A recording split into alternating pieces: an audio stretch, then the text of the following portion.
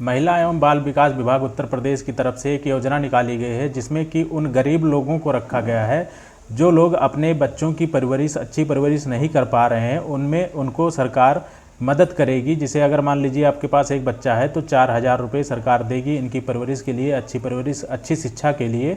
तो दोस्तों अगर आपके पास 2 बच्चे हैं तो दोनों को लगभग 4-4 हज़ार रुपये मिलेंगे कि इनकी अच्छी परवरिश और अच्छी शिक्षा के लिए। बस कुछ कंडीशन है, कुछ शर्तें हैं जिनको आपको पूरी करनी है। अगर मान लीजिए आपकी इनकम जो है वार्षिक आय आपकी 72,000 रुपये से कम है तो आप इस योजना का लाभ ले सकते हैं। अगर आप ग्रामीण क्षेत्र में रहते हैं तो, अगर आप शहरी क्षेत्र में रहते हैं तो आपकी 93,000 रुपये से कम होनी चाहिए इनकम, तब आप इस योजना का लाभ ले सकते हैं। तो चलिए मान लेते हैं कि अगर आपकी इनकम जो है 72,000 रुपये से कम है आपकी आय, तो आप इस योजना का लाभ कैसे ले सकते हैं। इस वीडियो में हम पूरी जानकारी देंगे, एक एक स्टेप बताएंगे किस तरह से आपको फॉर्म भरना है, कहाँ पे सबमिट करना है, क्या क्या डॉक्यूमेंट लगेंगे, पूरी जानकारी हम इस वीडियो में देने वाले हैं। तो बने रहेगा एंड तक का, ताकि आपको पूरी जानकारी मिल सके और अच्छे से फॉर्म भर के सबमिट कर सके और इस योजना का लाभ ले सके।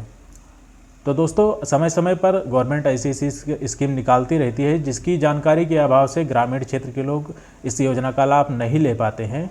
तो हमें फॉलो कीजिएगा ताकि ऐसी ही वीडियो हम आप तक पहुंचाते रहें और आपको ऐसी जानकारी मिलती रहे। तो चलिए वीडियो की शुरुआत करते हैं और आपको बताते हैं कि किस तरह से आप इस योजना का लाभ ले सकते हैं। तो दोस्तों इसमें उन गरीब लोगों को रखा गया है जिनकी आय आपको बता दिया है कि इतनी होनी चाहिए। अगर इससे ज़्यादा होती है तो आप इस योजना का लाभ नहीं ले पाएंगे, क्योंकि इसमें उन बच्चों को रखा गया है जिनकी अच्छी परवरिश नहीं हो पाती है और इनकी परवरिश ना हो पाने के कारण जो है देश का विकास नहीं हो पाता है। तो इसीलिए उत्तर प्रदेश सरकार ने ये स्कीम निकाली है और इस स्कीम के तहत आप अच्छी शिक्षा, अच्छी परवरिश बच्चों का कर सकते हैं। अगर मान लीजिए कोई बच्चा अनाथ है उसके लिए भी है, कोई अगर मान लीजिए किसी के पिता नहीं है या माँ नहीं है तो उसके लिए भी इस योजना का लाभ लिया जा सकता है। तो दोस्तों फार्म का लिंक मैंने दे दिया है, PDF की लिंक है इस डिस्क्रिप्शन में, वहाँ से जाकर आप फार्म डाउनलोड कर सकते हैं और आप उसमें जो भी बच्चा होगा वो अपने अभिभावक के साथ फ़ोटो एक होनी चाहिए, वो फ़ोटो लगा सकता है।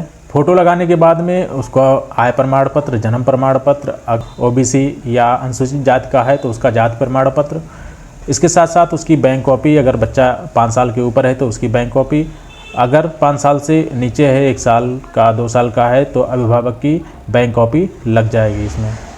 इसके साथ साथ उसका बर्थ सर्टिफिकेट अगर आपके पास है तो वो भी लगेगा और ये सारी चीज़ें आप बनवा कर इस फार्म के साथ सबमिट कर दीजिएगा अपने ब्लॉक पर जाकर DPO को।